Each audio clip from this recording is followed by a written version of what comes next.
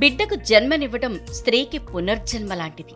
అందుకే గర్భం దాల్చినప్పటి నుంచి ఆమెను ఎంతో శ్రద్ధగా జాగ్రత్తగా చూసుకుంటారు. ఇక డెలివరీ సమయం దగ్గర పడినప్పుడు ముందుగానే ఆసుపత్రికి తరలించి తగు జాగ్రత్తలు తీసుకుంటారు. అయితే ఇది అందరికీ సాధ్యం కాదు. ఎందుకంటే ఇప్పటికీ కొన్ని మారుమూల గ్రామాల్లో సరైన వైద్య సదుపాయాలు లేవు.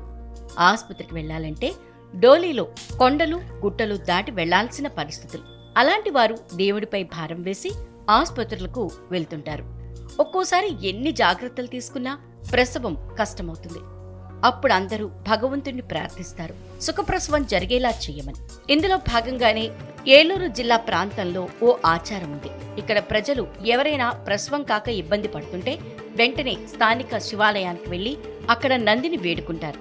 అలా చేయటం వల్ల సుఖప్రసవం జరుగుతుందని నమ్ముతారు.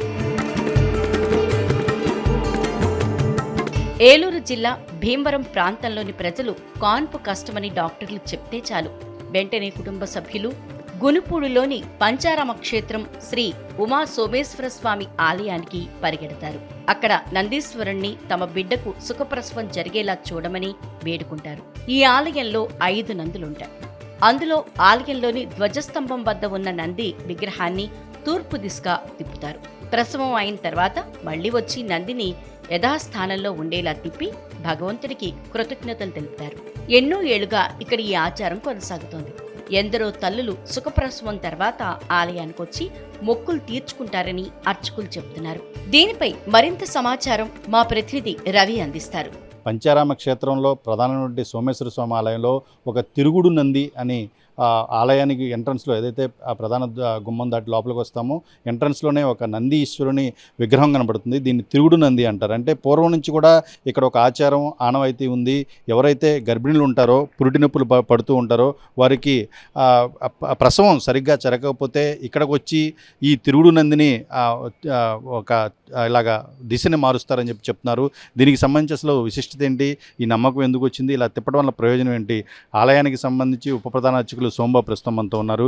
ఈ ఆనవాయితీ అసలు ఎప్పటి నుంచి వచ్చిందండి, ఏంటి విశేషం? ఇది మా తాతల కాలం నుంచి పూర్వకాలం నుంచి కూడా ఈ ఆలయంలో ఈ పంచారామాలు 5 ఆలయంలో చాలా విశేషంగా ఇక్కడ సోమేశ్వర స్వామి ఆలయం.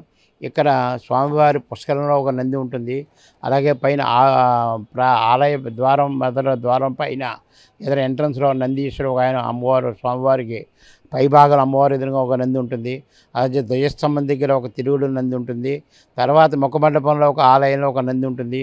అలాగే గర్భాలయంలో కూడా ఒక నంది ఉంటుంది. ఇక్కడ 5 నందులు ఉంటాయి.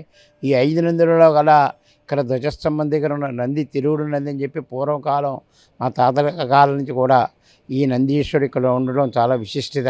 ఇది చాలా విశిష్టమైన నంది.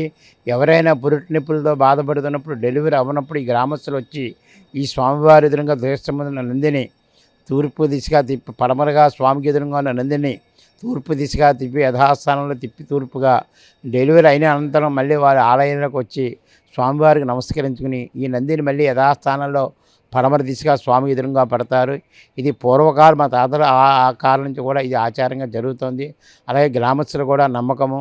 ఈ స్వామిని నమ్ముకొని ఈ నందీశ్వరుని డెలివరీ చేయడం వల్ల డెలివరీ ఆపరేషన్ లేకుండా నార్మల్ డెలివరీ అయినంత అవుతుందని నమ్మకం. ఇది చాలా విశిష్టమైన నంది. ఇది చాలా ఆలయాల్లో చాలా నమ్మకాలు ఉంటాయి, అదేవిధంగా చాలా విశిష్టతలు ఉంటాయి. అలాంటి విశిష్టతల్లో సోమేశ్వర స్వామి ఆలయంలో ఈ తిరుగుడు నందిని ప్రధానంగా చెప్పుకోవచ్చు. ఇక్కడ మొత్తం 5 నందులు ఉంటే అందులో ఈ తిరుగుడు పుష్కరణలతో పాటు మొత్తం 5 నంది విగ్రహాలు ఉంటాయి. ఇక్కడ ఉన్నటువంటి తిరుగుడు నందికి మాత్రం ఇలాంటి ఒక విశిష్టత ఉంది. ఇది ఒక ప్రత్యేక అంశం కూడా ఇక్కడ ప్రస్తావించుకోవాల్సిన అవసరం ఉంది. కెమెరా సునకాతో రవి, టీవీ9 భీమవరం నుంచి.